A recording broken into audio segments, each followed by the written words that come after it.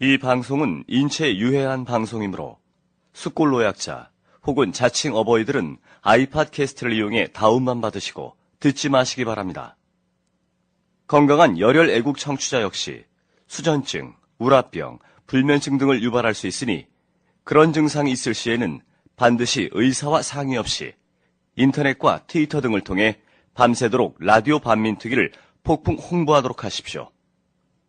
홍보로는 성이 차지 않는 애국 청취자들은 농협 352-0399-1319-43 강삑 분 앞으로 군자금을 보내주시고 다음 카페 라디오 반민특위로 망명하여 반민특위원으로서 열혈 애국 활동을 해주시기 바랍니다.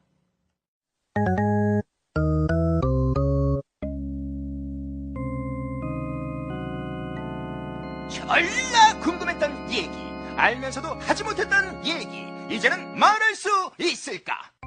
졸라 뻔히 티났던 사건, 조중동 빼고 다 아는 사실, 이제는 말할 수 있을까? 역사 서스펜스 막장 드라마, 이제는 말할 수 있을까? 대법원은 간첩 누명을 쓰고 15년간 억울한 옥살이를 한 제일교포 이현치 씨의 재심 사건 상고심에서 무죄를 확정했습니다. 재판부는 이 씨가 보안사 수사관에 의해 불법 구금된 상태에서 가혹행위를 당했고 임의성이 없는 자백을 했으므로 앞서 유죄의 근거가 된 조서나 진술서는 모두 증거 능력이 없다며 제일교포인 이 씨는 1979년 한국으로 건너와 삼성전자에 입사했지만 이후 북한 공작원에 포섭됐다는 이유로 불법 고문을 당했습니다. 이후 이 씨는 15년 동안 복역하다 1996년 가석방됐으며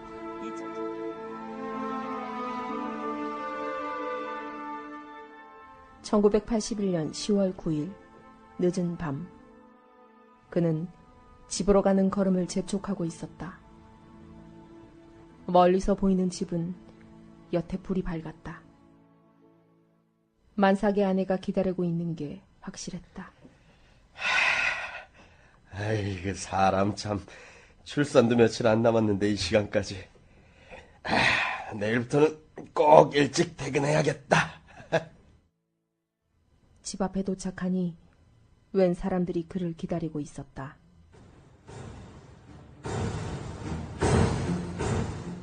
이현치 씨? 예, 예. 제가 이현치인데 무슨 일이십니까? 왜 이러십니까? 그들은 대답하지 않았다. 대신 자동차 뒷좌석에 그를 밀어넣었다. 손에는 수갑을 채우고 눈을 가렸다.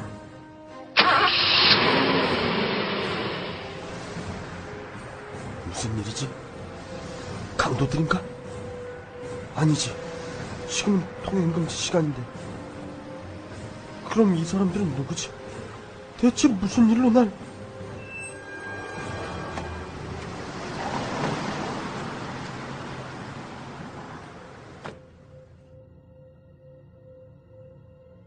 눈가리개가 풀렸다. 눈 떠. 눈을 뜰 수 없었다.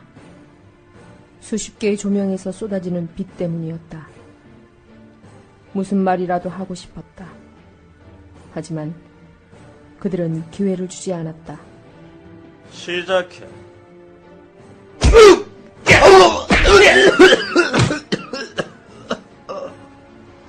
주먹과 군홧발이 날아들었다.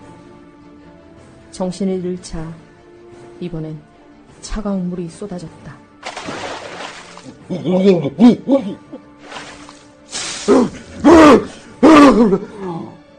정신 차렸으면 다시 시작해.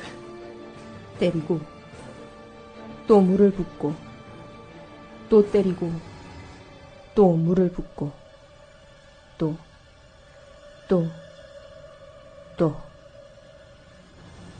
그들은 아무 말도 하지 않았고 그는 아무 말도 할 수 없었다.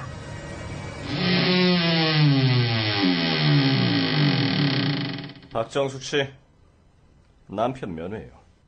여보. 여보! 당신이 여긴 어떻게? 나도 끌려왔어요. 뭐?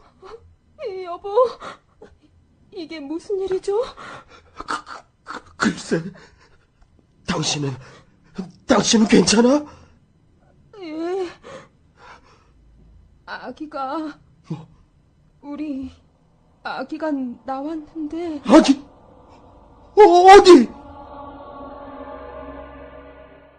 아내는 치조를 받다가 양수가 터졌고 급히 아이를 낳았다고 했다.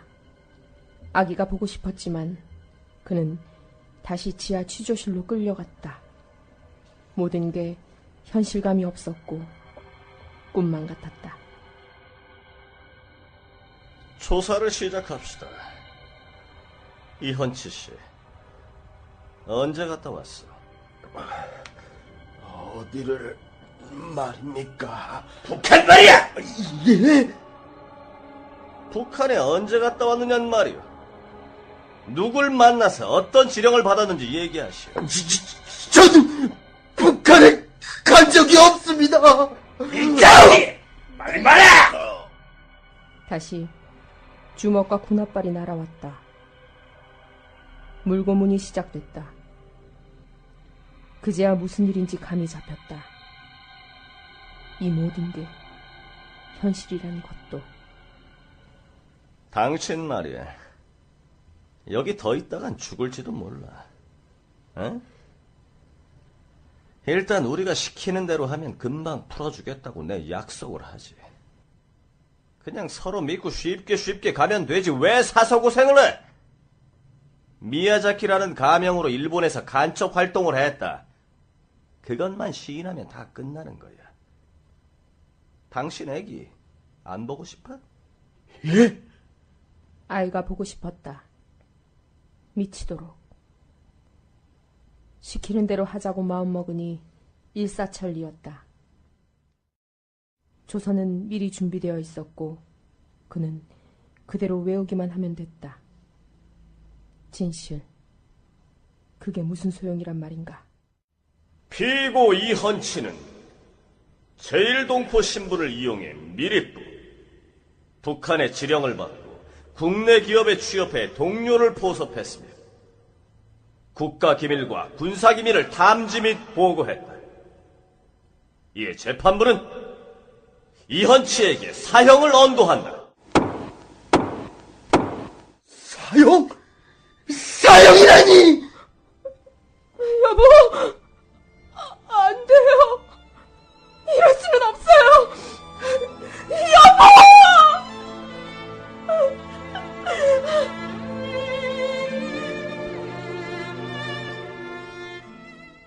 항소를 하니 변호사가 찾아왔다. 그 변호사는 그의 담당 검사인 정형근 씨가 소개한 사람이었다. 이헌치 씨, 혹시 상고심에서 혐의를 부인할 겁니까? 예, 나는 간첩이 아니니까요. 그러지 말고 그냥 선처만 호소해요. 안 그러면 또 사형 판결 나옵니다. 변호사님, 진실을 밝혀주십시오. 부탁입니다. 진실이요? 그게 무슨 소용입니까? 일단 살고 봐야지, 안 그래요? 그래, 그의 말이 맞다. 그는 살아야 했다. 살아야 다시 아이를 볼 테니까.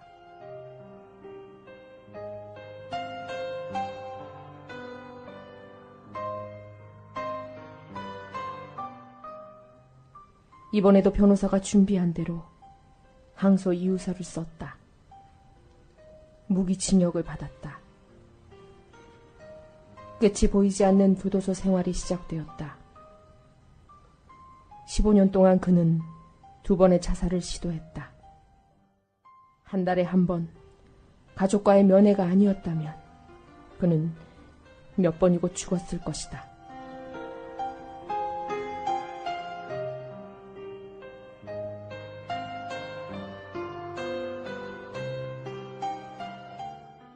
(2010년 7월) 이헌치 씨는 재심을 신청했다. 30년 만의 일이었다. 29년 전 기억을 되살려야 하는 건 힘들고 고통스러운 일입니다. 잊어버리고 싶은, 다시는 생각하기 싫은 기억이니까요. 감옥에서 15년, 출소한 뒤 또 15년이 흘렀습니다. 지금에서야 진실을 이야기합니다. 나는 간첩이 아닙니다. 원심 판결이 범죄의 증명이 없다고 판단하여 무죄를 선고한 것은 정당하다. 나는 간첩이 아닙니다.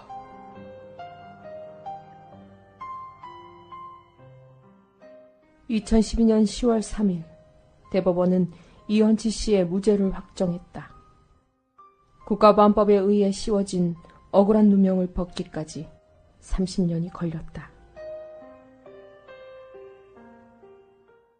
이현치 씨 외에도 간첩 사건에 연루된 제1교포는 100여 명이 넘는다고 한다.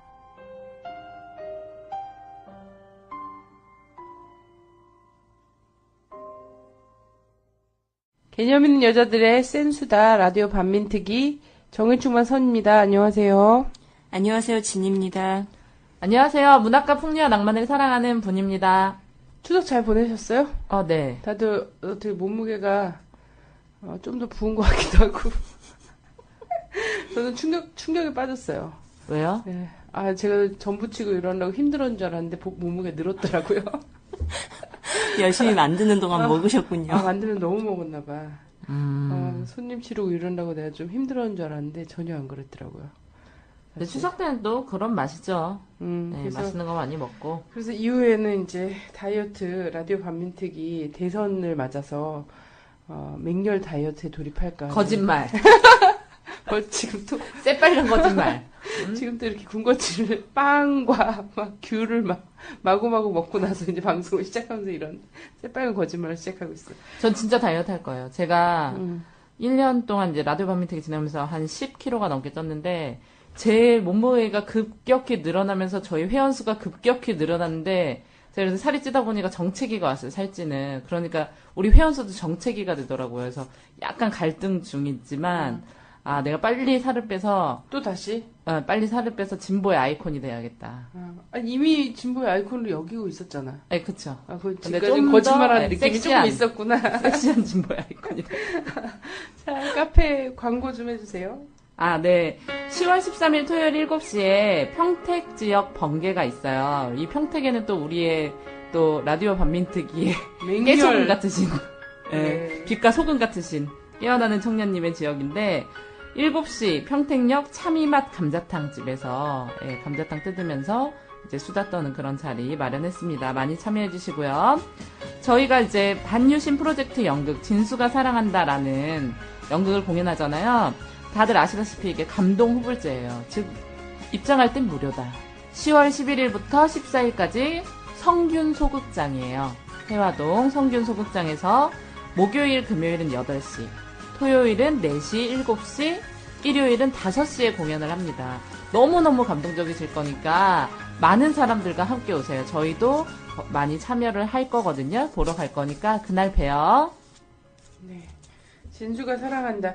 우리가 작년에, 재작년에 진숙 한 분의 진숙이가 전국을 뜨겁게 했었잖아요. 희망버스 이렇게 해서.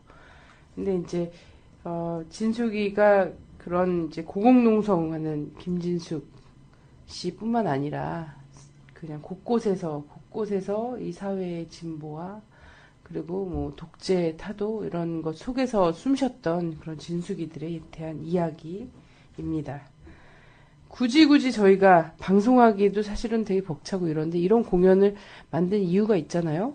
네. 올해 명확하죠. 그렇죠. 반유신 프로젝트입니다. 예, 반유신 프로젝트.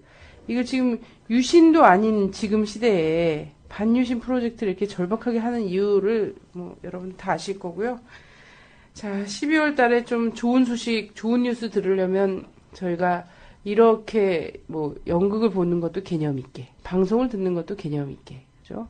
촛불을 드는 것도 개념 있게 이렇게 해야 되지 올인해야죠. 않을까 생각합니다. 네.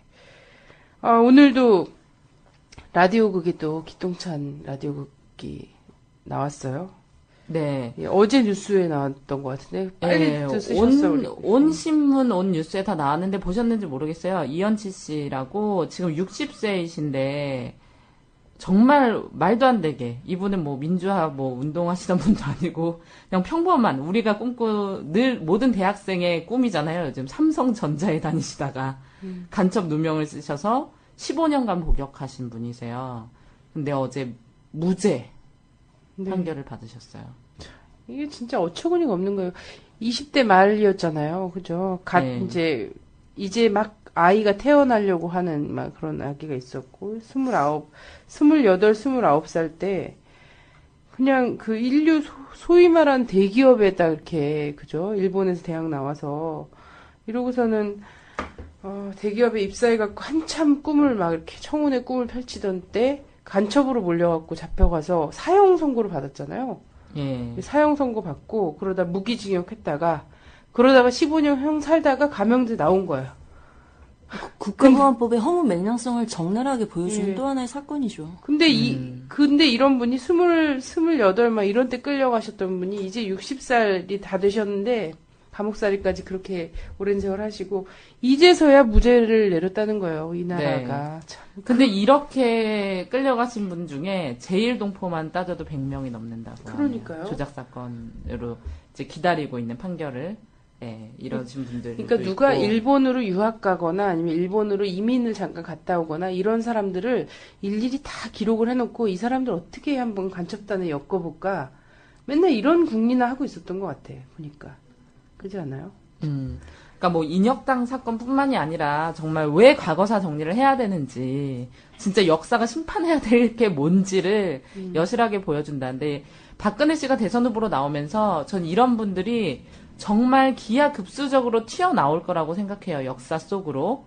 네, 그래서 박근혜 씨는 정말 대선에 나온 걸 정말 아버지의 그 추악한 모습, 그 다음에 오빠, 전두환 오빠 추악한 모습이 낱낱이 드러나게 될 것이고 땅을 치면서 후회하게 될 것이라고 저는 생각합니다. 워낙에는 명예회복을 위해서 정치를 하는 분이라고 누가 그 측근이 얘기를 했잖아요. 예, 그랬는데 결국 명예회복이 아니라 그죠, 모르던 사람들까지 그 독재와의 만행에 대해서 다 알게 되는 이런 역효과를 박근혜 측에서 보면 역효과죠. 낳지 않을까 이런 생각이 들고 아유 이현치 씨 이거를 참 국가가 어떻게 이 미안함과 정말 이걸 어떻게 표현해야 됩니까? 돈으로 보상한다고 되는 거야? 20대부터 지금 60살 될 때까지 이 세월이 그죠?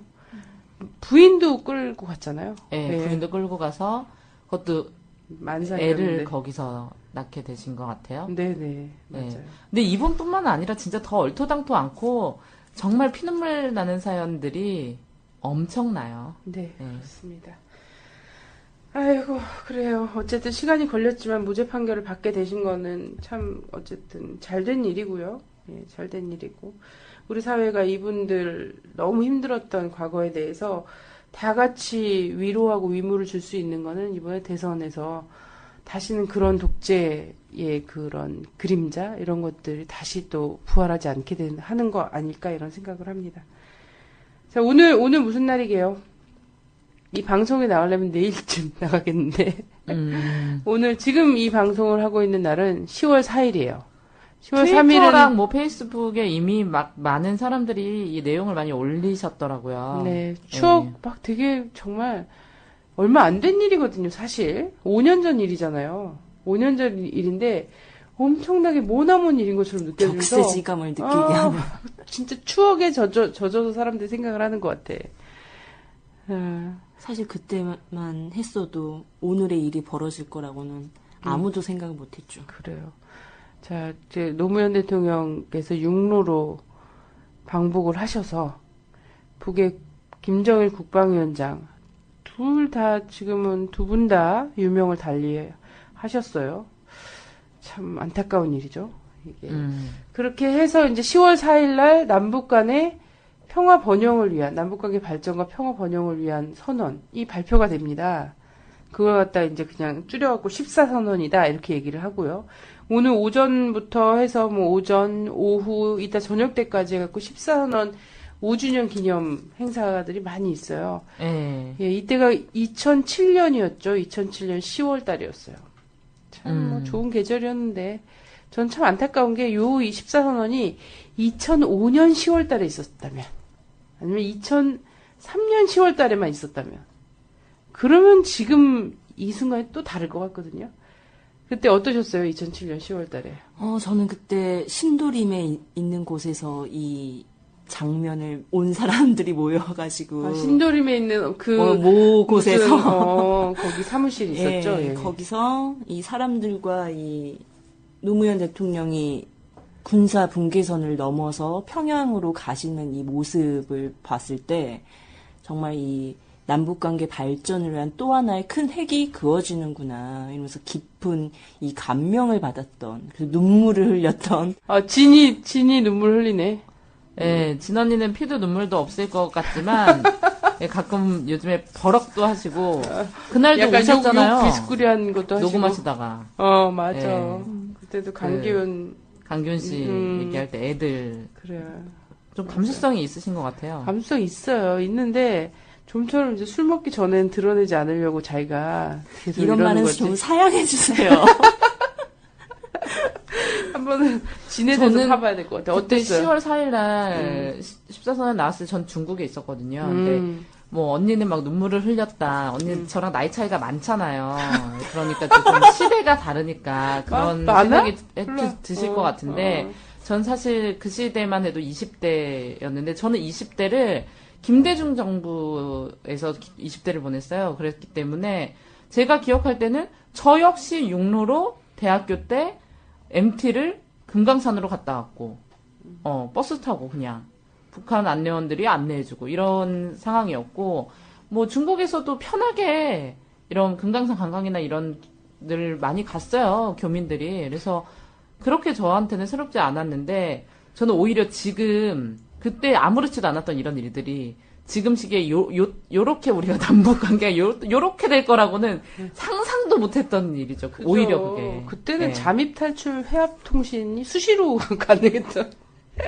이 국가보안법 논리에 보면은 지금 분은 20대 시절에 수시로 MT 하면서 대한민국 국경을 반국가 단체 지역으로 잠입 탈출을 수시로 했고 북의 안내원에 따라서 그 금강산 산행을 했으므로 회합통신을 한 거야. 저희 할아버지 할머님은 평양도 갔다 오시고 금강산도 갔다 오시고 개성관광도 갔다 오셨어요. 대단하시네. 네. 그러면 이제 온 집안이 빨갱이다 이렇게 몰리는 거야. 그때 박근혜 씨도 2002년인가 갔었잖아. 가서 고무찬양 열심히 하고 양쪽에서 고무찬양 열심히 하고 왔다고. 그리고 그때 막 언론사 사장단 방북 뭐 이런 것도 막 했었잖아요. 나 진짜 웃긴 얘기 생각났다. 내 학생이 이러는 거야. 선생님 천안함의 진실은 뭘까요? 진짜 북한이 한 걸까요? 이러는 거야. 그래가지고 내가 거기다 대놓고 또 학생인데 내가 야 나는 그렇게 생각하지 않아. 하지만 1번 어뢰가 했다고 했잖아. 뭐 이렇게 뭐 개소리 할 수는 없었어요. 그래서 왜 그렇게 생각하니? 또 문답법으로 깨달음을 주고 오자 내가 물어봤더니 우리 학생이 그러더라고요. 근데 선생님 북한이 우리를 먼저 공격했으면 우리나라는 그렇게 미국한테 무기를 많이 사는데 그 무기는 왜 사는 거예요? 왜 공격 안 하는 거예요? 이러더라고요. 그래서 이 새끼 내가 청출어람이다. 그렇잖아. 무기 이번에도 뭐 최신형 아파치? 최신형을 산다는데 그게 무슨 얘기냐면 그거는 이미 미국에서 사용하지도 않는 기종이에요. 기종 자체를 바꿨어요. 그러니까 지금 우리가 스마트폰 쓰는데 최신형 혜택을 사겠다 이런 거랑 똑같은 말이거든요. 그렇잖아. 무기는 그렇게 맨날 사대는데. 그래서 역시 어린 애들한테 배워야 돼요. 하여튼 그래서 그때 당시에는 사실 광화문에서 개성공단으로 통근버스가 광화문 개성 이렇게 써져 있는 통근버스가 다니지 않았습니까? 저도 하여튼 이때 그 노란선 있잖아요. 노란선. 금단의 선. 그게 원래 그 선이 없잖아요. 그렇죠. 예. 근데 없는데 아무래도 북측의 극적인 양. 그림을 그려야 되기 때문에 한국에서 이제 북쪽에다가 양해를 구해서 거기다 페인트칠을 이제 쭉 하고 바로 이 선을 넘어갑니다 막 이러면서 막 딱 넘어갔지 않습니까? 권양숙 여사랑 참 감동적이었어요 그 순간이. 그때 저는 그 표정이 생각나요. 그 노무현 대통령님의 표정이 딱 넘어가면서 그 미소와 막, 맞아. 예, 그 모습이 되게 인상 깊었던 것 같아요. 그래요. 참, 사실 노무현 정부 초기부터 정상회담을 하기로 결심을 하고 준비를 해왔지만 이 미국의 방해 공작으로 정말 집권 말기에 가게 된 그죠. 거지만 실제 이 남북 관계에 있어서는 정말 대단한 합의들을 만들어 온 게 14선언이잖아요. 맞아요. 그래서 14선언 2000년에 이제 김대중 대통령 첫 번째 정상회담 때 이제 6.15 공동선언이 있다면 노무현 대통령이 이제 방북해서 같이 합의하고 온 것이 14선언인데 6.15 공동선언 같은 경우에는 이제 그게 대원칙, 남북관계에서의 대원칙이고 기조다 뭐 이렇게 한다면 14선언은 이제 그거를 어떻게 실현해 나갈 것인가는 실행 계획서다. 뭐 이런 그렇죠. 식으로 표현을 많이 하지 않습니까? 사실상의 통일 과정을 만들기 위한 내용들로 채워져 있는데 그 내용을 읽어보셨을지 모르겠지만 전부 한 45개항의 과제들을 담고 있어요. 네, 그래서 예. 그것 때문에 아마 정부에서 이후에 14선언 이행을 위해서 필요한 분과나 막 이런 것들 쭉 테이블이 마련되는데 그래서 45개의 연구 과제와 그리고 이거 실천을 위한 뭐 이런 부서들이마다 이제 쫙 있다라고 그러더라고요. 그렇죠. 그래서 이게 전체적으로 총괄할 수 있는 그 전까지는 이 장관급 회담에서 정리하고 분과로 이행 과제들을 해왔더라면 한 단계 격상돼서 총리가 이것을 주관하게끔 만들어 놓은 것이 바로 14선언이죠. 네. 그래서 이 정치, 경제, 군사, 문화, 이 외교 영역까지 모든 것을 다 담고 있는 것이 바로 14선언의 내용이죠. 네. 그리고 뭐 사실상의 통일 정부의 기구를 구성할 수 있는 이 남북 기구들, 공동의 기구들까지 합의해 놓은 상황, 이게 14선언이었고 이것이 정말 차분히 잘 이행됐더라면 오늘날 통일된 상태로 우리는 또 맞이하는 가정을 한번 해볼 수 있지 않을까 싶기도 해요. 아니, 저는 이게 이제 14선언을 이제 전문은 좀 찾아보십시오. 인터넷이나 이런 데 굉장히 많이 있고 오늘 있어요. 페이스북이나 트위터에 되게 사람들 진짜 똑똑한 사람들 많더라. 그걸 되게 잘 정리해가지고 막 글을 올리시는 분들이 많더라고요. 그래서 저도 그걸 보면서 이런 거구나 이렇게 생각을 많이 했죠. 그래요. 네. 근데 이 14선언 같은 경우를 그냥 무슨 철도 연결하고 무슨 같이 개성공단 더 만들고 뭐 어디 뭐 해주 뭐 이렇게 하고 막 이런 식으로 되게 경제적인 영역에서 뭐 남북 공동 번영 뭐 이런 것들을 닦는 거다라고 생각하는 경향들이 되게 많이 있는데 그게 상당히 정말 큰 부분이긴 하죠. 그래서 평화 번영이라는 말이 제목에도 들어가 있긴 한데 그게 다가 아니다. 문제는 남북 간의 경제 협력을 하려고 하면 정치 군사적 문제가 같이 풀려야 된다라는 거예요. 근데 이 정치 군사적 문제까지도 다 다뤘다는 거예요. 그죠? 그래서 한반도 이 분단 상황을 마감하고 종전선언, 뭐 평화협정에 대한 얘기, 뭐 이런 것까지 다 들어가 있다. 그리고 하다못해 이후에는 남북이 외교 문제에서 가장 중심에 둬야 될 것은 우리 동포들의 권익 문제다. 그래서 해외 교포들의 이익 문제를 갖고서는 국제무대에서 협력하는 것까지도 담겨져 있다는 거예요. 이게 엄청난 구상이거든요, 사실은. 저는 그때 저도 그랬지만 많은 전문가들 아니면 외국에서조차 14선언 나왔을 때 노무현 대통령이 육로를 넘었을 때 빠르면 5년, 길어도 10년 안에 다음 정권은 통일을 완성한 정권이다, 대축복받은 정권이다 이런 얘기들까지 나왔었거든요. 유엔에서 6.15 선언과 14선언을 모두 지지했어요. 이런 게 없거든요, 세계상에. 그래요. 근데 이명박 정권은 모든 걸 6.15 파탄냈지만 공동선언 14선언은 완전 통일까지. 휴지 쪼가리로 만들어버렸잖아요. 휴지 쪼가리를. 진짜 정말 이해가 안 되는 거야. 한두 나는 가지가 아니에요. 진짜 이 사람이 야심이 있는 사람인가 이런 생각이 드는 거야. 적어도 초기에 이명박 정부가 이제 대통령이 딱 됐을 때 이 사람이 경제 아이콘을 갖고 있잖아요. 그래서 14선은 그래도 이행을 잘 하겠지라고 생각했지. 돈이 될 건 사실 그 길밖에 없잖아. 우리가 무슨 일본에다 수출을 할 거야. 근데 얼토당토 오늘 주제 14선언인가요? 오늘 주제가 그래서 10월 4일이라 뭐 지금 그런 걸 새삼 물어봐. 대충 따라가면 되지. 죄송합니다. 나 이 얘기 하고 싶어가지고 화제 전환하려고 했지. 준비해온 거 있어. 일단 얘기해봐, 그러면. 안철수 씨가 논문 표절했다고. 그래가지고 했는데, 서울대 교수들이 아니라고 강력하게 얘기를 해줬어요. 근데 제가 이 얘기를 왜 하냐면, 저는 안철수 씨한테 관심이 많아서 하는 게 아니라, 이 얘기를 듣고 하태경 씨가 뭐라고 하셨냐면, 안철수 측이 볼츠만 곡선이라고 주장한 내용은 볼츠만이 아니라 페르미 디락 곡선이라고 합니다. 제 물리학 동기들 중 교수하는 친구들의 공통된 의견입니다. 이제는 표절 논란에서 무지 논란으로 초점을 옮겨야 한다. 이렇게 얘기했거든요.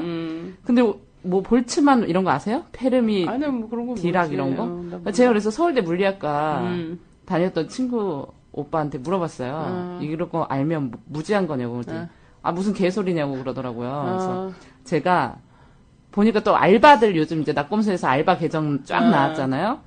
또 이 하태경 씨의 글을 트윗하시는 분들의 공통점은 멘션은 없어요. 하태경 전역 이런 사람들 그래 멘션은 계속 없고 리트윗만 하잖아. 리트윗만 계속 하는 거예요. 리트윗이 많이 됐더라고요. 그래서 제가 멘션을 남겨드렸죠. 아무리 무지해도 너만 하겠냐. 네 역사의식만 하겠냐 이렇게. 잘했다. 태경 씨 저예요. 그 멘션. 정말 집요하다. 되게 집요해요. 맨날 저 검색해요, 하태경. 그래? 트위터에서. 누가 들으면 진짜 사랑하는 줄 알겠어. 따라다니는 거 보면. 그래요. 그래서 14선언 일을 맞아서 요즘 사실 한반도 문제에서 제일 뜨거운 지역이 여기서 지금 전쟁이 나냐 마냐 이런 상황이라고 막 얘기되는 데가 있어요. 그리고 지금 사실은 세계 3차 대전을 눈앞에 두고 있는 게 아닌가 이런 판단들을 막 하고 있거든요. 근데 그게 중동이 될 것인가? 한반도가 될 것인가? 사실상 이제 미국의 항공모함이나 이런 것들이 이제 중동, 이란 주변에 쭉 가 있는데, 근데 한국에도 지금 계속 배치가 되고 있다는 거예요. 그리고 최근에 이제 공격형 무기나 이런 것들도 쭉 들어왔거든요. 근데 한반도에서 전쟁이 난다면 어디가 발화 지점이 될 것인가? 이럴 때 사람들이 얘기하는 게 바로 이 서해거든요.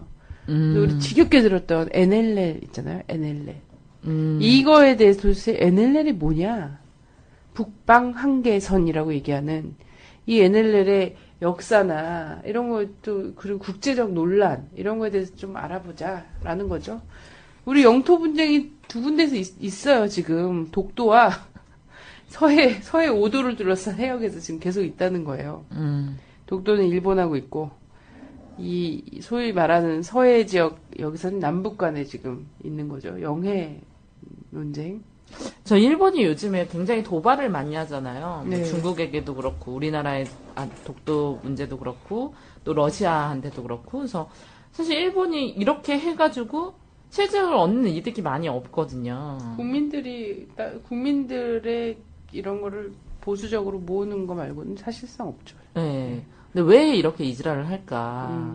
그러다가 진짜 뭐 우리나라, 뭐 중국, 러시아, 뭐 어디든 간에 진짜 뭐 하나 터지겠다 이런 생각이 들더라고요. 근데 분쟁이 있는 곳엔 항상 미국이 있다 이런 거를 눈여겨보셨으면 좋겠고. 내가 그 말 하려고 이 말 꺼낸 거다.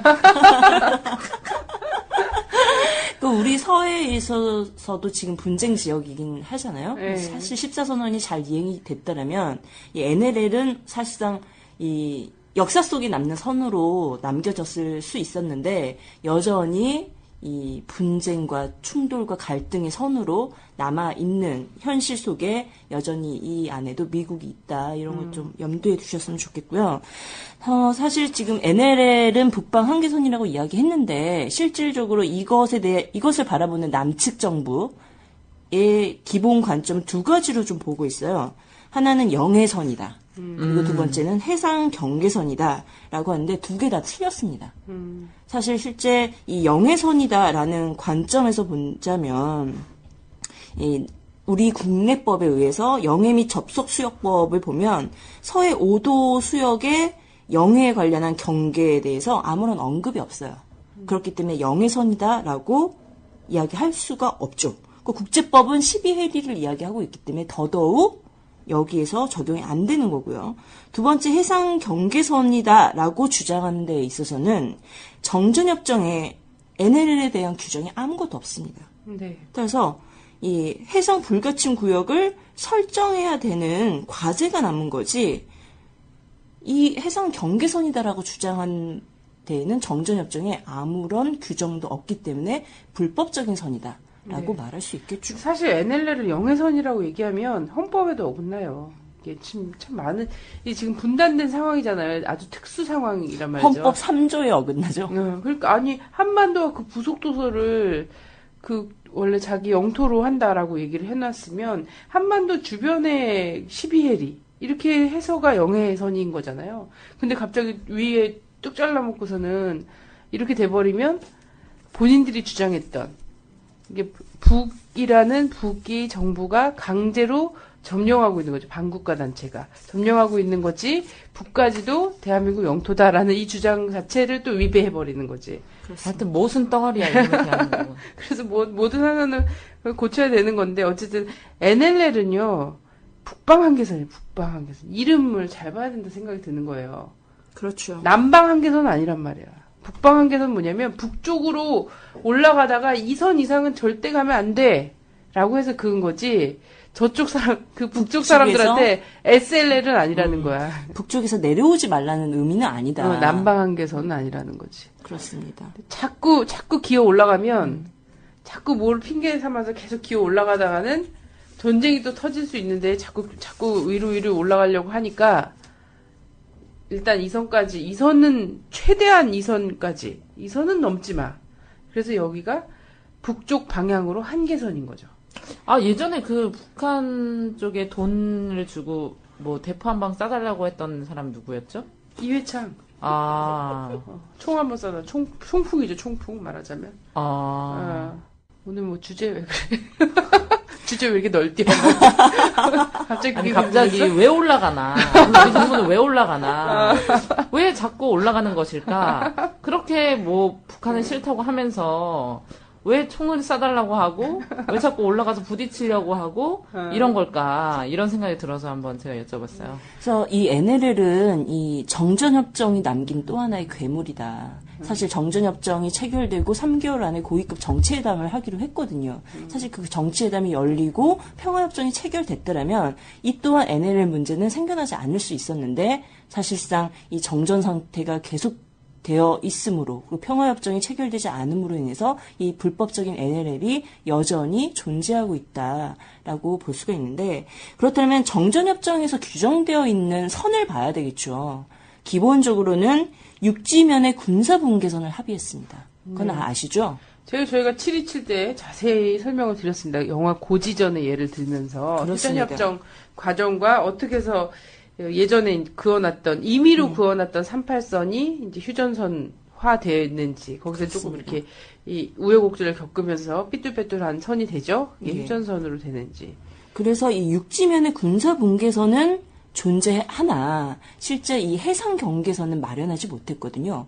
당시 북측은 12해리를 주장했고 UN 측은 3해리를 주장하면서 양측의 입장이 좁혀지지 않았어요. 그래서 육지면의 군사분계선은 합의가 됐으나 해상에서의 이 경계선은 마련되지 않았죠.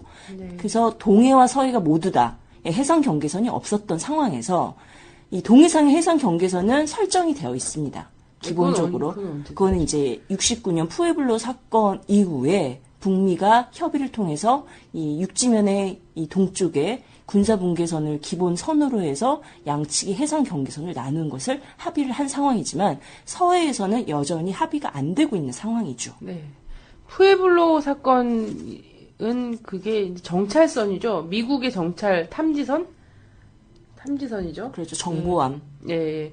그래서 탐지선이 북쪽에 가까이 간 거잖아요. 북쪽 영해를 예. 침범해서 납포가 쭉 됐죠. 들어가서 갔다가 북쪽에 납포가 됐어요.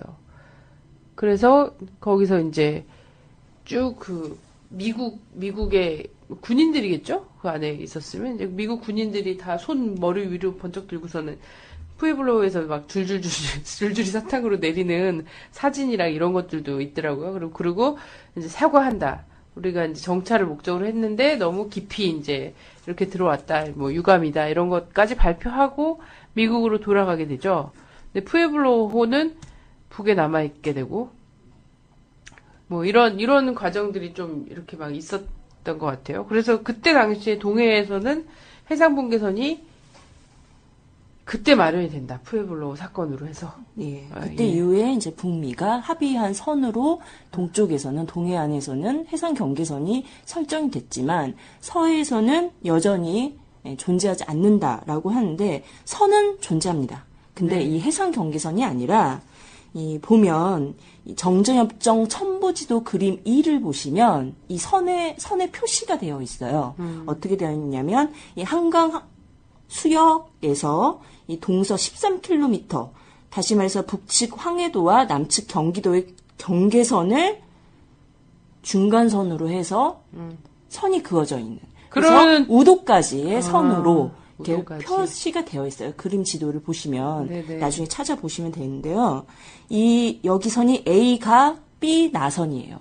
그래서 이 경계선을 가지고 이 북측 지역과 남측 지역에 있는 섬들을 관리하는 선으로 규정이 되어 있는 선이죠. 근데 그러면 이제 한강 하구 수역을 얘기하는 거잖아요. 한강 하구부터. 네, 이제 사실 강의 반을 나눈 거죠. 그렇죠. 반을 쭉 나눠서 소위 말하는 한강, 임진강, 또 뭐 하나 있지? 예성강.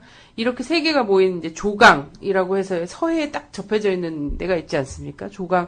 여기 반을 이렇게 쭉 나눠서 우도까지 연결을 시켜 놓은 걸 보면 그 선을 연장해서 보면 사실상 백령도나 대청도, 소청도 이런 데는 사실 그 위에 북쪽으로 황해도 앞섬이 더 맞는 거잖아요. 그죠? 경기도 앞섬이 아니라. 소위 말하는 NL로 되어 있는 그 선은 지도상에 존재하지 않는 선이라는 거죠. 네. 따라서 이 A가에 해당하는 지점이 우도까지 되어 있는데 사실 서해 5도가 있잖아요. 네. 이 서해 5도가 이 유엔군의 관할 하에 둔다라는 게 정전협정에 규정되어 있는 거거든요.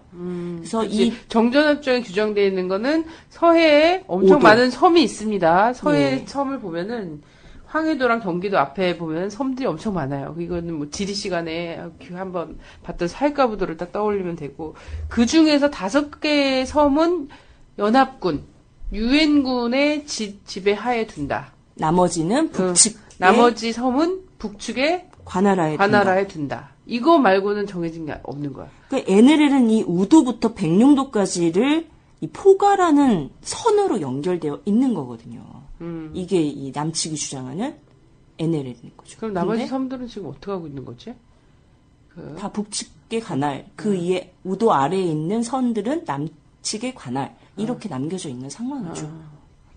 그래서 이 서해 5개 도는 왜 유엔군에 남겨져 있냐 이런 걸 보자면 50년 6월 24일을 누가 점령하고 있었던가 그것을 시료 지배하고 있었던가를 기준으로 이거는 이제 육지면에서의 군사분계선과 다르게 50년 6월 24일 당시에 시료 지배를 누가 하고 있었느냐라고 봤을 때 이 서해 5궤도만 이 유엔군의 관할로 정전협정에 넘어온 게 된 거죠.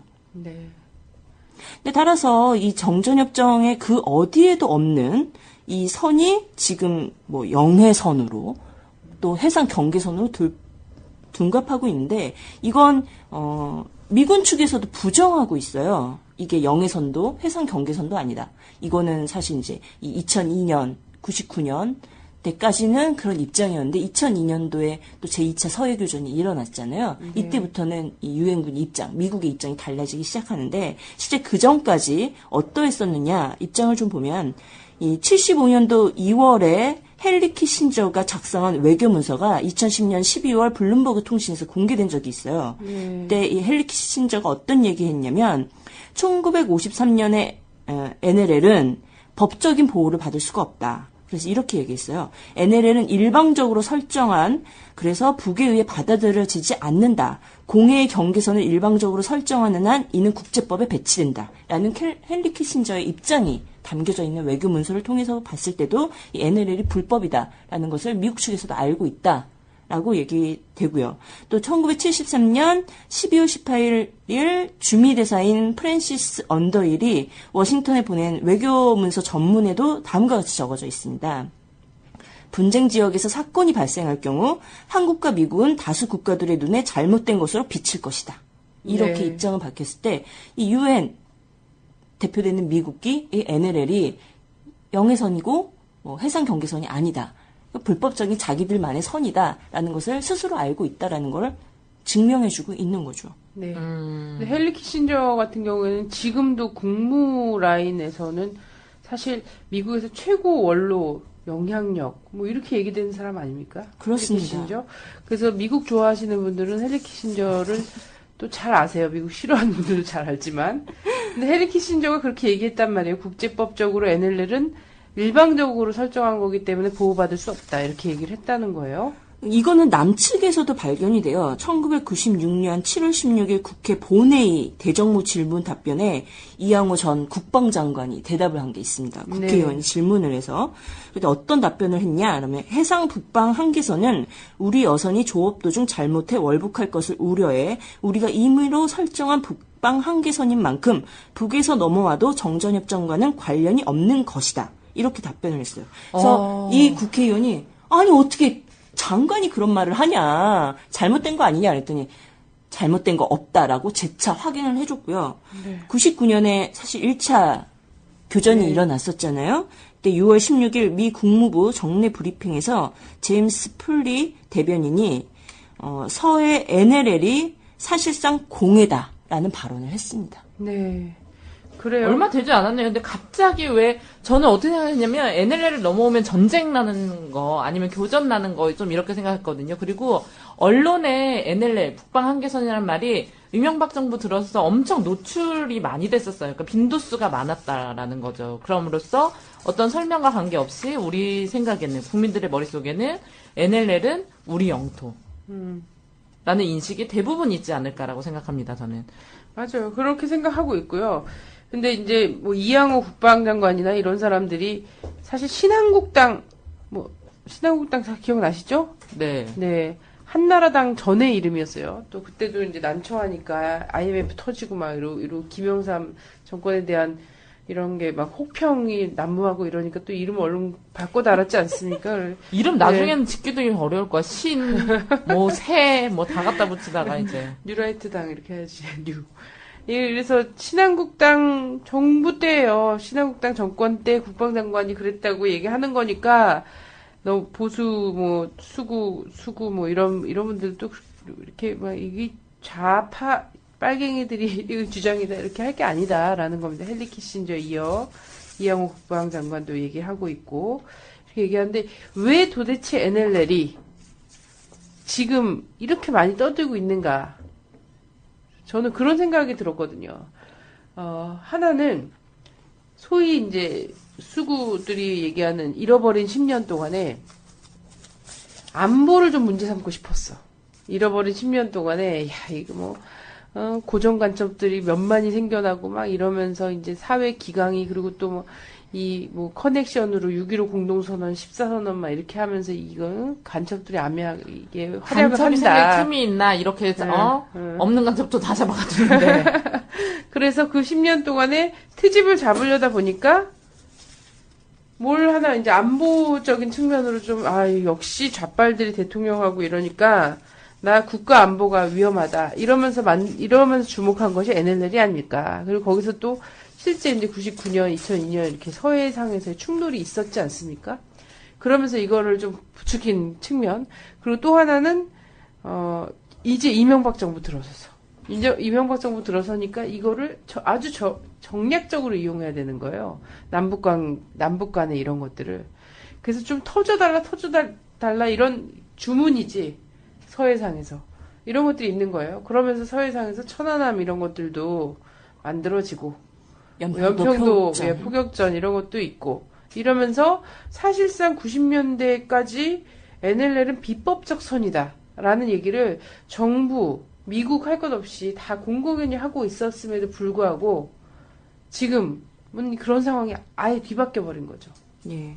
그러니까 99년 이제 서해 교전 사실 이제 이영호 전 국방장관이 NLL에 대해서 그런 입장을 밝혔을 때는 아무런 문제는 없었어요. 근데 99년 1차 이제 서해 교전이 발발한 이후부터 태도가 달라지기 시작합니다. 이러면서 90년대 말부터 이 남북의 그리고 북미 간의 입장이 아주 첨예하게 나타나는 곳이 바로 서해 NLL을 중심으로 벌어지고 있는 상황이죠. 그래서 드디어 이제 최근에도 계속 뉴스에 나오고 있지 않습니까? NLL을 넘어서 꽃게잡이 어선이 지금 북에 꽃게잡이 어선이 막 내려왔다고 계속 뉴스에 하루가 멀다고 어선 뭐 몇 개가 했다는 둥 뭐 7척 그러니까 우리를 꼭 침범한 것처럼 보도한 거네요. 그런 북한 거. 입장에서는 존나 억울하겠다.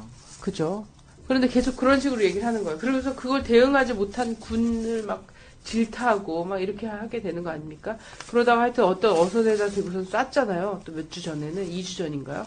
중국 쐈는데, 어선에다 쐈다고. 북에서는 이 전쟁을 하려고 혈안이 돼서 어느 남의 나라 배에다가 총질을 했다 이렇게 밝힌 거죠.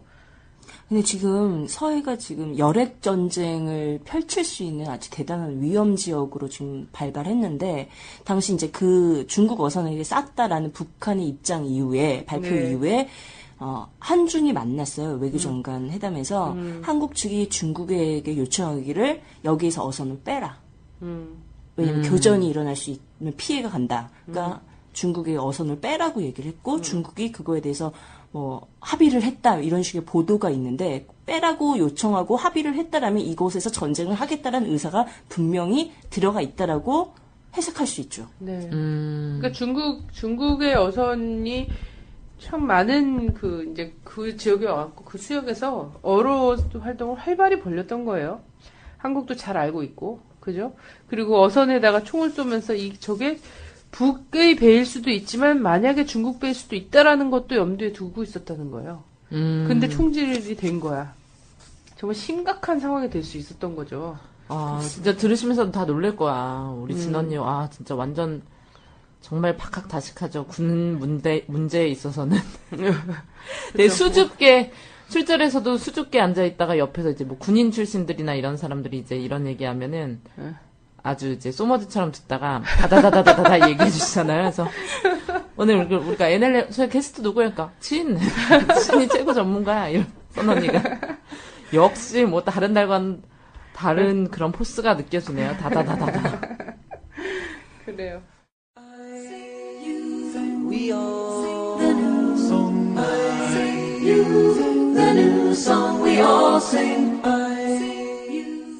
안녕하세요. 가을 낙엽처럼 낭만적인 남자 훈이의 음악다방의 훈입니다.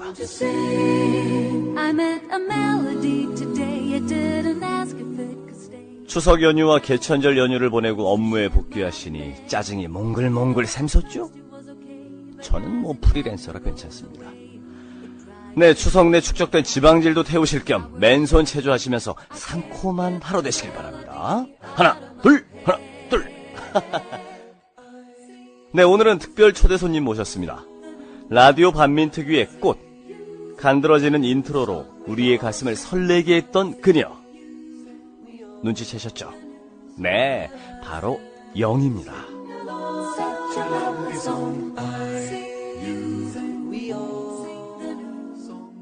안녕하세요, 영님 모셨습니다. 안녕하세요. 영입니다.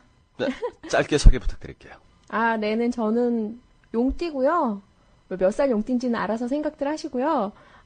가극단 미래라는 단체 대표를 맡고 있고 배우로 활동하고 있습니다.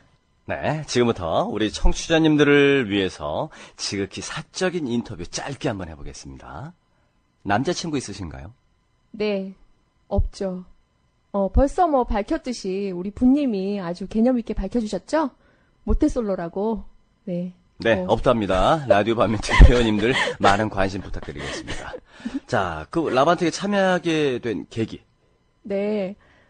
요즘에 반인 반쥐 이런 게 유행이잖아요.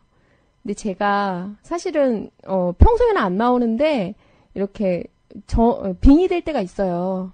반인 반천사. 그쵸? 그래서 그런 이제 특출한 어떤 능력 이런 게 있어가지고 캐스팅 됐다고 보면 되시겠어요. 본인의 능력이 특출하기 때문에. 네, 테러 당할까. 자, 다음 질문입니다. 라반특은 땡땡땡이다. 한마디로 하신다면요? 라반특은 부활이다. 부활? 네. 왜요? 왠지 막 사라졌을 것 같은데 다시 되살아난 기적 같은, 그리고 꼭 있어야 되는 그런 이제 예수님과 동급이죠. 그래서 부활이다 이렇게 생각합니다. 네, 저도 우리 라디오 반민특위가 팟캐스트 방송 중에서 최고가 됐으면 좋겠어요. 저도요. 화이팅! 네, 화이팅. 자, 마지막으로 우리 영님의 이상형은? 이게 무슨 방송이죠? 갑자기. 너무 사적으로. 굉장히 들어가는데. 사적인 질문이에요. 자. 저는 허풍 안 떠는 남자? 다예요? 그리고 뭐, 없는데. 돈? 아니, 돈. 그러니까 돈이 많은데도 불구하고 허풍을 떨지 않는 남자가 되나요? 좋다. 네. 그게 아니라, 그냥, 속이 꽉 찬. 속이 꽉 차고. 예, 허풍 안 떠고. 돈도 차 있고. 그럼 뭐, 금상첨화하겠죠? 네, 알겠습니다. 자, 훈이 음악다방에 이제 소개해 주실 노래, 뭐가 있을까요? 제가 좀 생각을 해봤는데, 최근에 제가, 윤민석 음악회, 다들 아실 거예요. 네, 한양대에서 했던. 예, 한양대에서 했던 윤민석 음악회에서 들었던 노래인데 되게 인상 깊게 들어가지고, 그이가 동지라네라는 노래예요. 그래서 제가 되게 보기에는 되게 어리숙해 보이지만, 사실 어찌 보면 이게 진보운동을 되게 오래 해왔어요. 그러면서 느끼는 게, 항상 옆에 있는 사람, 동지들이 정말 가장 귀하고, 동지들과 서로 마음을 맞춰간다는 게 되게 어려우면서도 정말 그게 또 잘 됐을 때 우리 사회가 발전할 수 있다 이런 생각이 많이 들어서 너무 노래 가사 말이 좋더라고요. 또 항상 되돌아보게 만들고 특히나 여기 라디오 반민특위 분들하고도 소중한 그런 동지의 인연을 맺게 돼서 정말 너무나도 소중하고 가각단 미래 단원들은 말할 것도 없고요. 근데 항상 제가 참 그만큼 못하는 것 같아요. 그래서 항상 저를 돌아보게 만들고 그러는 노래인 것 같아서 그 노래 추천하고 싶습니다. 말씀 듣고 보니까 그동안 같이 활동했던 분들의 그 어떤 끈끈한 뭐랄까요, 온정이랄까 뭐 그런 것들이 다 녹아있는 그런 노래가 될 것 같네요. 그이가 동지라네. 좀 엄숙해요. 노래가 사실 되게 제 이미지랑은 달라요. 근데 하여튼 어쨌든 너무 좋고 특히나 이제 윤민석님 정말 너무너무 이제 좋아하는 선배님이신데 그분 노래 꼭 들려드리고 싶습니다. 윤민석 작사 작곡 원창현님이 부른 노래 그이가 동지라네 들려드릴 텐데요. 끝으로 우리 인트로 목소리로 한번 네. 마지막 인사 좀 해주시죠. 그럴까요? 네. 여러분 라디오 반민특위 많이 사랑해주세요. 뿌잉뿌잉 뿌잉뿌잉 소매 한잔해요.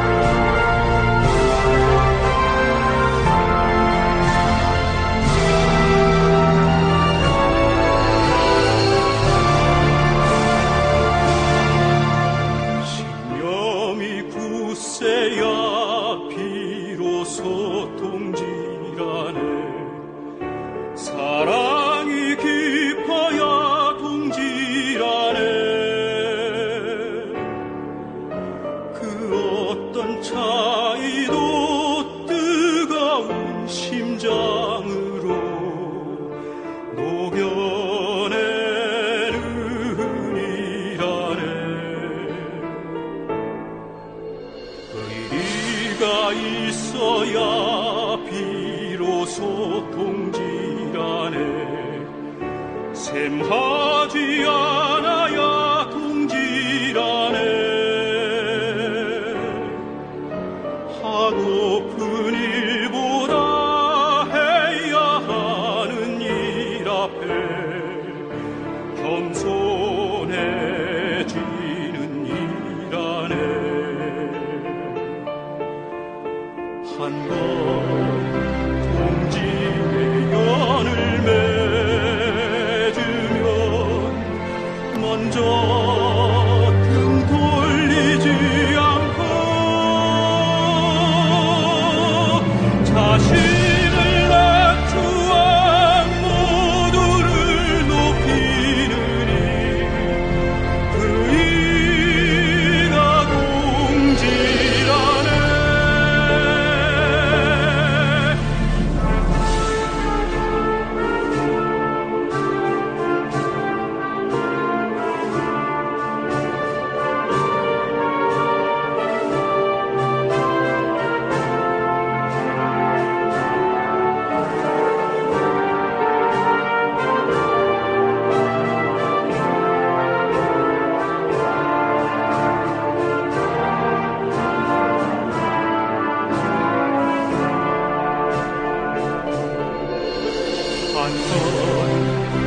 동지의 연을 맺으면 먼저 등 돌리지 않고 자신을 낮추어 모두를 높이느니 그 이가 동질하네. 자신을 낮추어 모두를 높이느니 그 이가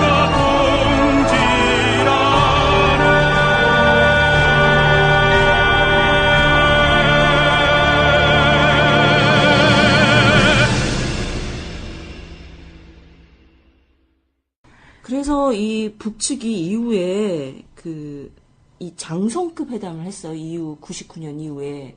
그러면서 이 남북이 이 문제를 풀 것에 대한 기본 입장을 그 전에 이제 이 남북 합의서를 발표하면서 했지만 사실 합의가 안 됐었던 과정이 쭉 이어져 오면서 99년에 충돌이 벌어지고 이러면서 이제 북미 간의 장성급 회담이 열리면서 경계선을 새롭게 설정하자라는 북측의 요구를 미국이 어떻게 얘기했냐면 니네들끼리 알아서 해라.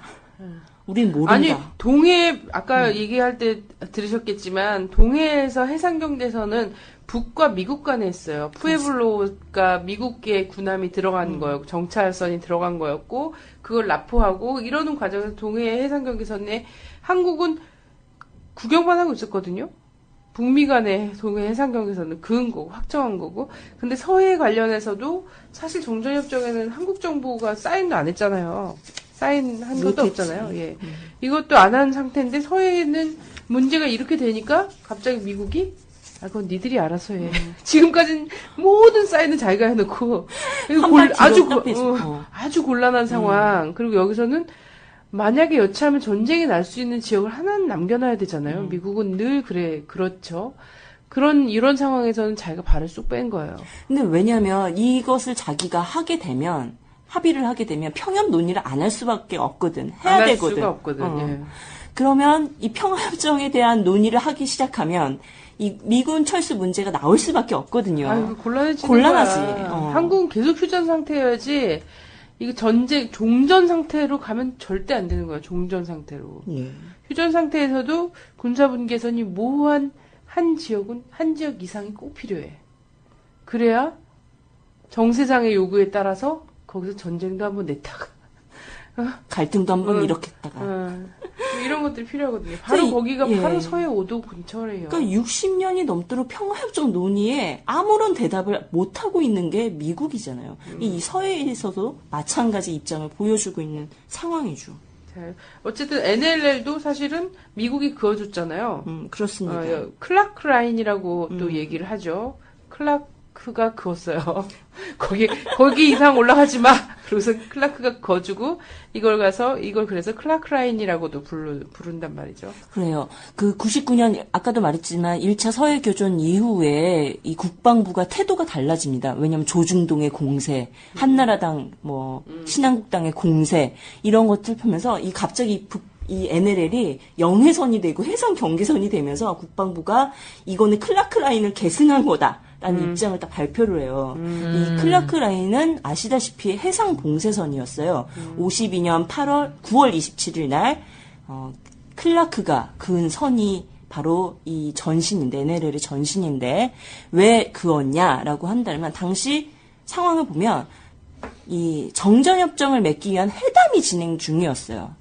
그렇죠. 네. 그런 과정에서 미군은 자기에게 유리한 입장에서 정전협정을 맺고 싶었던 거예요. 근데 이게 북측과 중공 측이 이걸 합의를 안 해주는 거잖아요.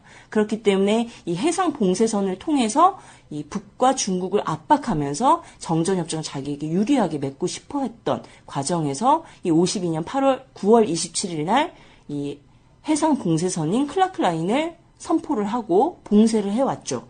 그리고 이 정전협정이 맺은 후 한 달인 1953년 8월 27일 날 이것을 해제를 선포합니다. 그래서 클라크 라인은 없어졌어요.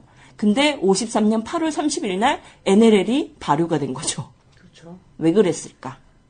이게 두 가지 중요한 문제가 있다고 생각하는데 하나는 이 어쨌든 빠르게 전쟁을 종결하고 싶었던 미국. 하지만 자기 유리한 입장에서 정전협정을 맺고자 했지만 사실 그러지 못했잖아요. 그러면서 엄청난 인적 물적 피해를 발생했단 말이에요. 미국이.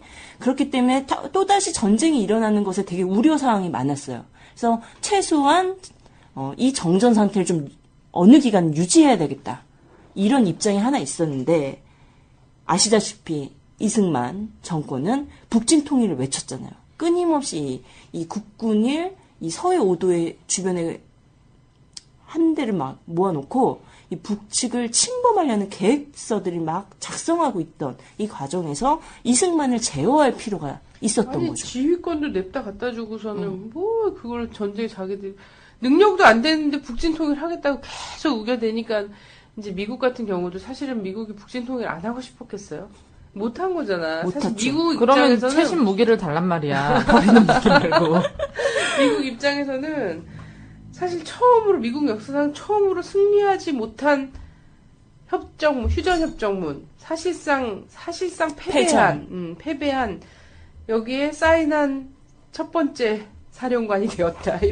이런 한탄이 나오는 전쟁이었거든, 이때. 그렇습니다. 근데 북진 통일을 하겠다고 그러니까 할 수 있으면 이미 했을 미국한테 얼마나 곤란했겠어요. 그래서 당시 알잖아요. 미국이 이승만에게 수차례 경고를 합니다. 그러지 말라고. 그런데 말을 안 듣잖아요. 그래서 에버레디 작전 같은 비상계획에서 제거하는 이런 작전까지 마련해 두고 있었던 거고 한국군이 당시에 이 북으로 넘어가기 위한 작전 계획들이 미국에게 곳곳에서 포착이 됩니다. 이렇기 때문에 이것을 통제할 선이 필요했던 것. 그래서 그것이 만들어진 게 지금의 북방 한계선이라고 이야기되는 NLL이죠. 네. 그래서 이 국방부가 99년에 발표했던 이 NLL 클라크 라인을 계승한 거다의 입장은 하나는 북한에 대한 해상 봉쇄를 담고 있고 두 번에는 남측의 억제를 담고 있는 의미가 있죠. 남북을 다 봉쇄하고 억제하기 위한 선이었네요. 당시에는. 네네, 해상 경계선이 아니라. 최근에 이제 그러면서 지금도 이게 맨날 늘 NLL이 가장 문제가 되는 때가 5월, 6월하고 이제 9월, 10월쯤 아닙니까? 그렇습니다. 5월, 6월 달에는 암캐, 꽃게잡이. 그렇죠. 그리고 지금 뭐 숫꽃게를 잡느라고 이러면서 이제 어선들이 막 이러는데 사실은 남북 대치가 심해지고 그래도 99년, 2002년에는 남북 사이에 한 라인이 가동이 된 때잖아요. 그래서 어쨌든 민간급, 정부급 교류가 계속 되던 때이기 때문에 전쟁이 뭔가 교전이 좀 있고 막 이래도 이걸 확전을 억제할 수 있는 이런 장치들이 있었어요. 근데 지금은 그런 게 없거든. 그런 게 없어서 남북 어선들은 엄청 조심하고 있다고 봅니다. 저는 대단히 조심하고 있고 북에서 주장한 해상 경계선 근처든 남쪽에서 얘기하는 NLL 근처든 가까이서 맘 놓고 조업을 하지 못해요. 사실상 이 분위기 때문에. 근데 그 틈새에 중국의 어선들이 우르르 들어왔고 꽃게잡이 막 하는 거야. 이 얼토당토 않는 선에 의해서 평화는 뭐 지켜질 리는 없고 남북 어민들은 고생할 대로 고생하고 어부지리는 중국이 다 가져가는 네. 이런 상황이죠. 네, 그래서 근데 이게 우리가 이제 14선언일을 맞아서 저희가 북방한계선 최근에 뉴스에도 좀 많이 나오고 거기서 이제 총소리도 총성도 들리고 막 이러해서 또 다르긴 하지만 14선언에 중요한 내용이잖아요, 이게. 그렇습니다. 예, 14선언에 어떤 식으로 담겨 있죠? 14선언의 이 3항과 5항을 보시면 될 것 같아요. 네. 이 3항에서 보면 어떤 내용이 담겨져 있냐면 그 3항에 남과 북은 군사적 적대 관계를 종식시키고 한반도에서 긴장화나 평화를 보장하기 위해 긴밀히 협력하기로 하였다라고 되어 있거든요. 그 3항의 그래서 구체적인 내용을 보면 서해에서의 우발적 충돌 방지를 위해 공동 어로 수역을 지정하고 이 수역을 평화 수역으로 만들기 위한 방안과 각종 협력 사업에 대한 군사적 보장 조치 문제 등 군사적 신뢰 구축 조치를 협의하기 위하여 남측 국방부 장관과 북측 인민무력부 부장관 회담을 금년 11월 중에 평양에서 개최하기로 하였다. 그래서 2차 남북 국방 장관급 회담이 열렸었죠, 평양에서. 아, 열렸나요? 네. 그리고 5항에서 보시면 남과 북은 민족 경제의 균형적 발전과 공동의 변형을 위해 경제협력 사업을 공리공영과 유무상통의 원칙에서 적극 활성화하고 지속적으로 확대 발전시켜 나가기로 하였다라고 하면서 남과 북은 해주 지역과 주변 해역을 포괄하는 서해 평화협력 특별지대를 설치하고 공동 어로구역과 평화수역 설정, 경제특구 건설과 해주항 활용, 민간 선박의 해주 직항용 통과, 한강하구의 공동 이용 등을 적극 추진해 나가기로 하였다. 이렇게 적시되어 있습니다. 네, 그래서 사실 이 NLL 구역 뭐라 그래야 될까요? 서해 5도 수역 있잖아요. 여기를 선을 갖고서는 어느 선이 가장 공평한 선이 될까? 이걸로는 답이 안 나와요, 사실은. 그래서 북에서 주장하는 해상 경계선도 사실은 남쪽에서 받아들이기 굉장히 힘든 거고요. 그리고 남쪽에서 주장하는 NLL도 사실은 국제법적으로도 어떤 권한이 없는 선이거든요. 대단히 일방적이고 이런 선이에요. 근데 거기서 뭐 중간 지점을 어떻게 해갖고 나눌 수 있나? 이것도 또 문제가 된단 말이에요. 그리고 서해 5도에 흩뿌려져 있는 섬들 중에서 또 사실상 요 서해 5도만 딱 유엔군의 관할에다 둔 거잖아요. 그렇습니다. 그러면 사실은 북에서 본 해상경에서는 그 서해 5도로 들어가는 배가 지나갈 수 있는 정도의 바닷길만 사실상 또 남쪽 유엔 이쪽으로 또 줬잖아요. 근데 이게 굉장히 어려운 거란 말이에요. 바다에다가 말뚝 박아서 도로를 내지 않는 한 이거 계속 뭔가 침범이 된단 말이죠. 해상경계선에서도. 사실 이제 이 17차 남북 장관급 회담에서 처음으로 이 북측이 NLL 문제를 해결하자라는 제안을 했어요. 이제 남북 정상회담 이후에. 내가 북한 입장이라면 완전 억울할 것 같아요. 그래서 그렇죠. 그리고 3차 남북 장성급 회담에서 이 문제를 또 구체화시키는 과정에 있었지만 물론 합의는 되지 않았습니다. 왜냐하면 남측은 공동어로 수역부터 먼저 하자. 북측은 해상 경계선부터 먼저 설정하자. 입장 차이가 좁혀지지 않는 거였어요. 이런 과정에서 이 14선언의 이 항들, 3항과 5항의 내용들을 봤을 때 북측이 상당히 양보했다라는 것을 확인할 수 있죠. 왜냐하면 선부터 결정하자라는 게 그동안 북측 입장이었는데 공동어로 수역 설정하고 평화수역 설정해서 협력지대를 만들자라는 남측의 주장을 상당히 받아준 상황이었거든요. 네, 그래서 굉장히 이거는 좀 지혜롭게 푼 문제다. 사실은 그 북께서 주장하는 해상 경계선으로 하자면 연평도 주민들의 어로 사업은 불가능해요. 연근해의 어로 사업 자체가 불가능해. 섬 주변의 해상은 다 북의 해상이 되는 거거든. 해역이 되는 거거든. 그리고 그냥 그 연평도로 들어가는 길 있잖아요. 배가 다니는 그 길만 왔다 갔다 하면서 저기 멀리 가갖고 남쪽으로 가서 어로 사업을 해야 되거든. 이런 거 보면은 이제 현실적으로 맞지 않다는 거. 물론 이걸 어렵게 만들어 놓은 미군의 문제죠.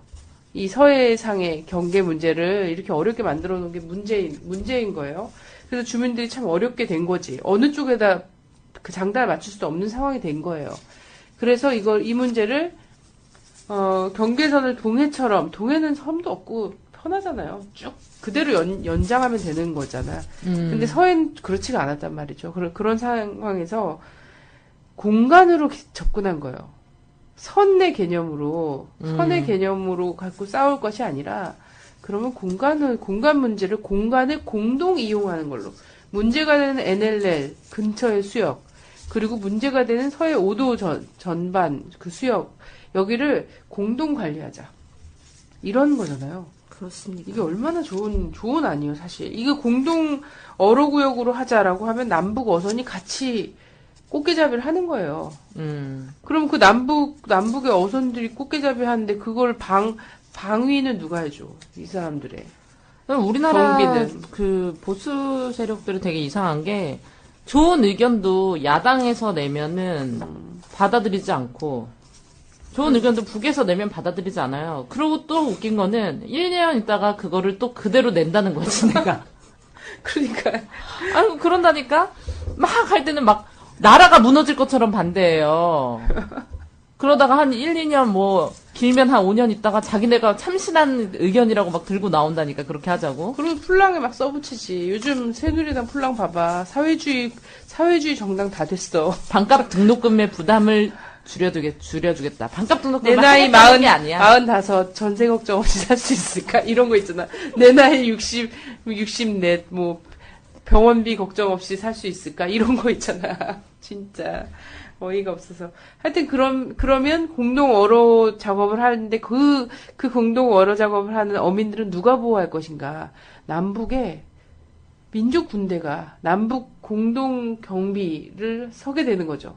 그때 그거는 그 진전된 상황이고, 초기에는 경비대에서 경찰 병력 위주로 초기에 남북이 함께 경찰 병력을 투입해서 남북의 어선들을 모두 다 공동 보호할 수 있는 형태로 하고, 이후에 차차 발전시켜서 민족 군대, 남북의 이 공동의 군대가 사실상 통일이 되면 우리 수역인 거잖아요. 이 수역을 보호할 수 있는 군대로 거듭나는 계기를 마련할 수 있는 거죠. 그러니까 나는 이 서해가 사실 지금은 어떻게 접근하느냐에 따라서 지금은 전쟁 일촉즉발의 이 도하 지점이잖아요. 도하 지점인데 평화의 개념으로 딱 접근을 하면 있잖아요. 서해에서 평화를 시험해보는 장이 되는 거예요. 평화가 그렇죠. 싹 트는 공간이 되는 거야. 가장 위험한 전쟁 일촉즉발의 지대가 거기서 공동 어로 작업을 하면서 북의 사회안전원이죠, 그러면? 사회안전원과 남쪽의 경찰이 같이 남북의 어선들을 보호해. 해경이. 그죠? 이렇게 해서 보호해서 같이 또 막 풍어가를 부르고 막 이러면서 나누어서 자기 또 항으로 돌아가. 이런 모습이잖아요. 이렇게 될 수 있었던, 이런 그림을 그린 것이 바로 14선언이란 말이지. 지금 시기에는 아주 판타지죠. 근데 그때는 진짜 가능했던 거지. 그때는 그럴 것 같았는데. 예. 사실 그러니까 이걸 군사적 관점으로 보게 되면 남측에서 막 영해선이니 해상 경계선이니 이런 막 억제선으로만 바라보고 있는 관점이 사실 지금도 나오고 있는 거잖아요. 근데 이 패러다임을 변화시킨 게 바로 14선언의 서해평화협력 특별지대라는 거였죠.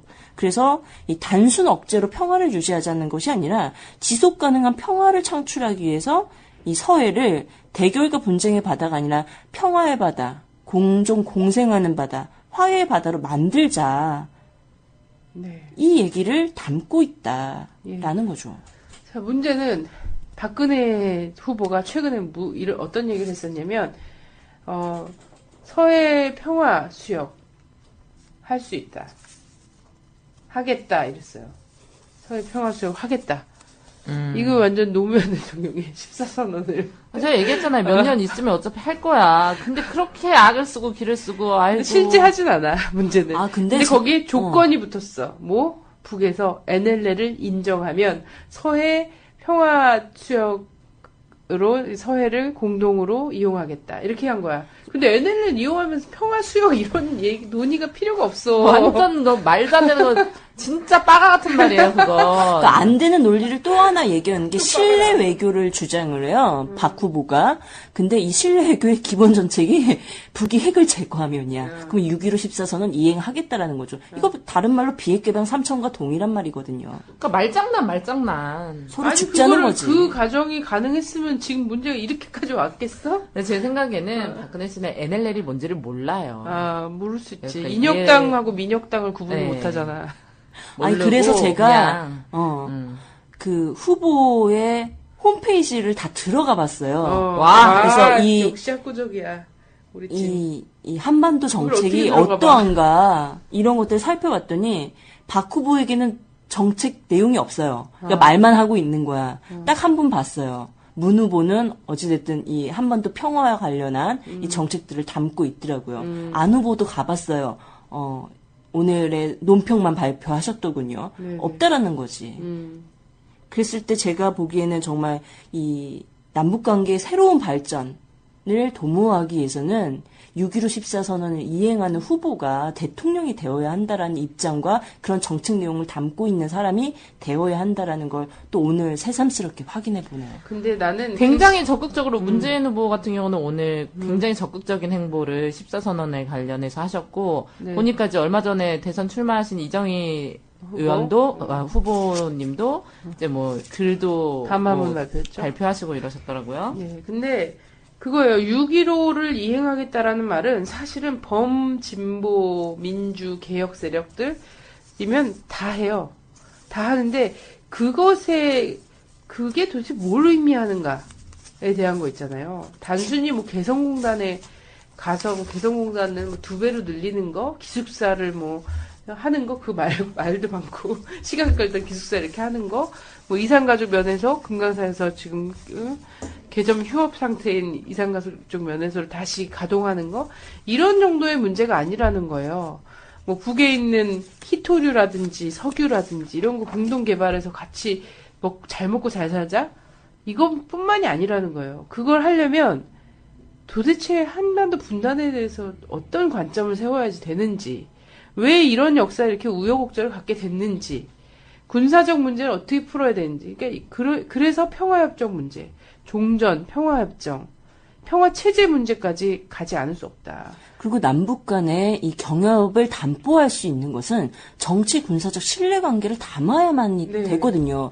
그래서 그 2007년에 이 2차 남북 정상회담과 14선언이 발표됐을 수밖에 없었던 이유는 그동안의 남북 경협 사업들이 꾸준히 있었지만 정체를 거듭해 왔거든요. 가다서다. 왜?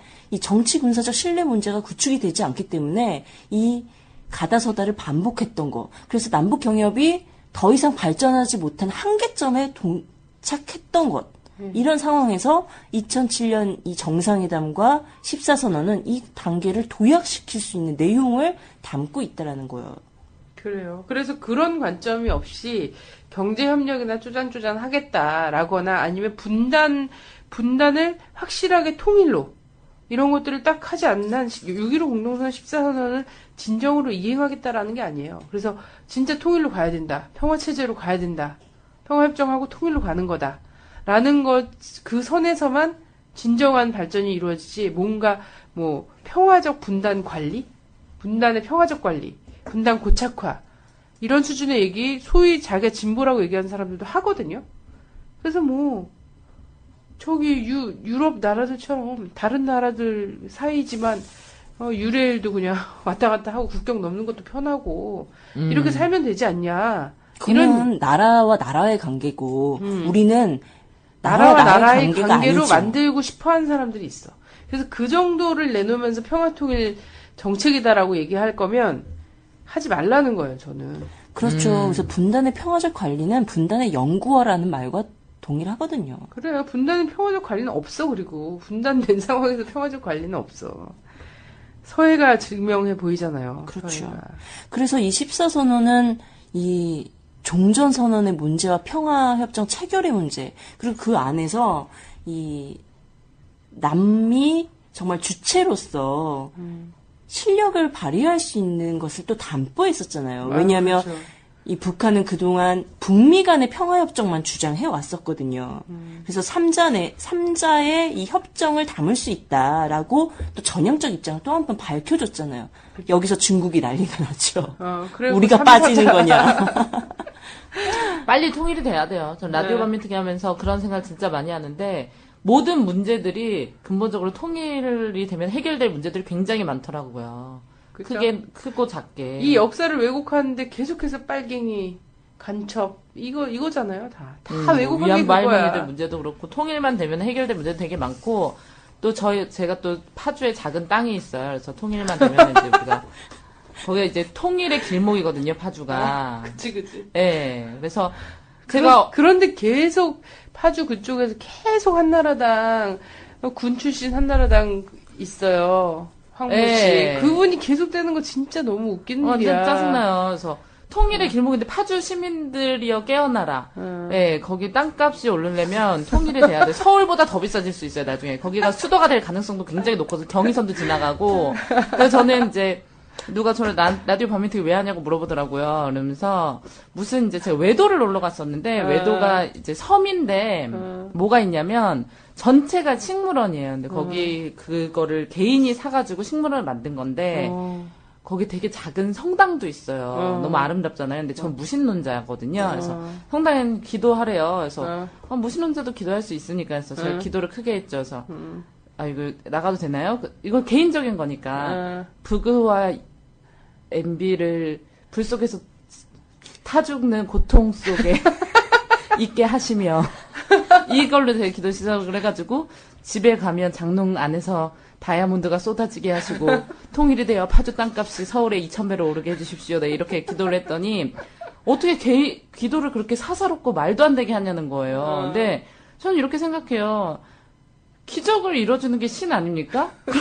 그런 기도를 해야죠. 그러면 뭐 저를 건강하게 해주시고 무신론자의 기도이기 때문에 아무 성의를 안 우리 다하는 가족이 거야. 건강하게 해주시고 뭐 이런 거는 병원 잘 가고 운동 열심히 하면 건강해요. 그런 걸 왜 신한테 빌어? 신한테는 정말 기적과 같은 거 이런 거 빌어야 되는 거 아닌가요?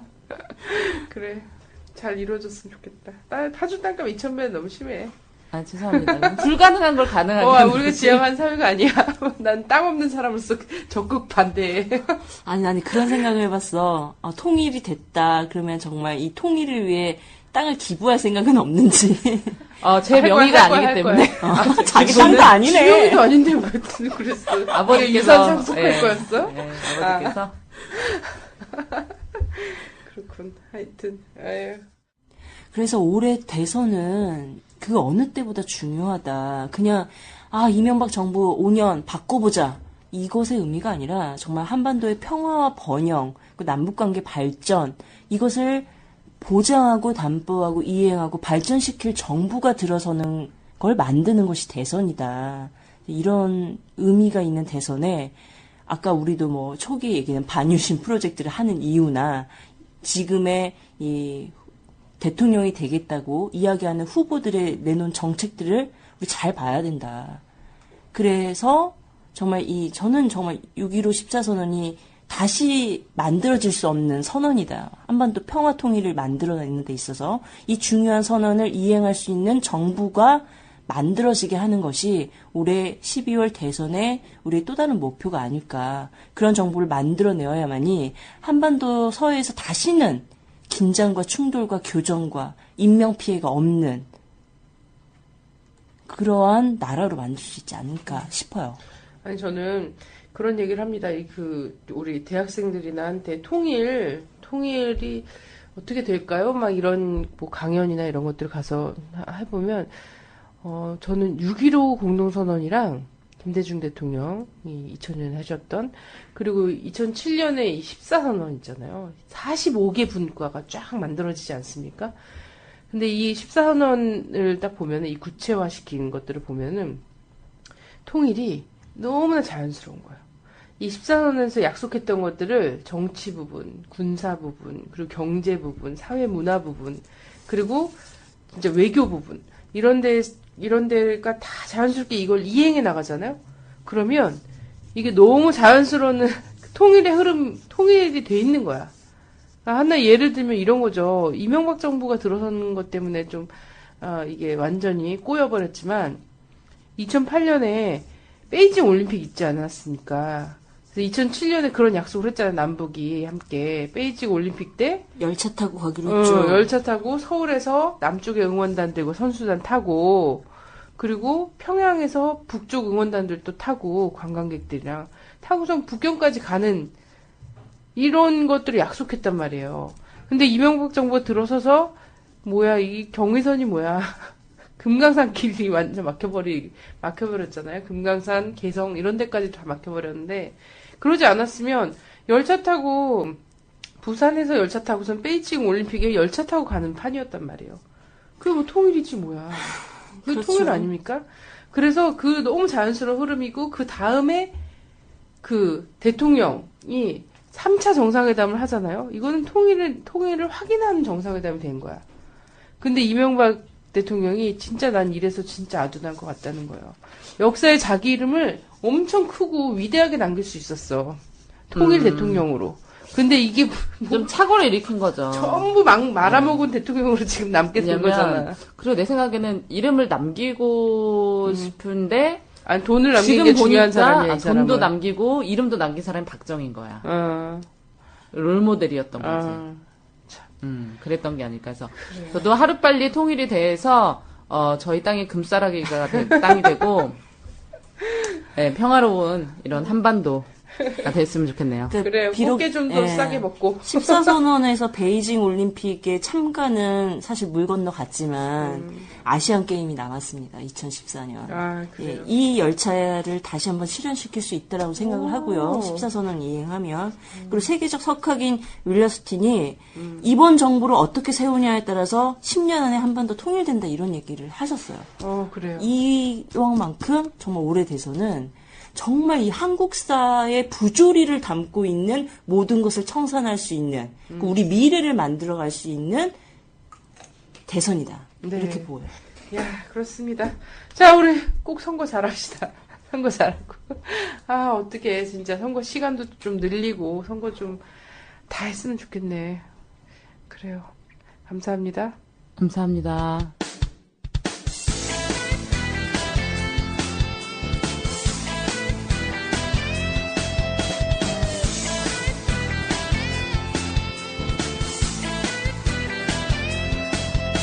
조선일보 서정주 박정희까지 일본 놈의 충성스런 앞잡이일 때 동상 걸린 손가락을 잘라내가며 해방을 위해 싸웠던 건 백성들이다.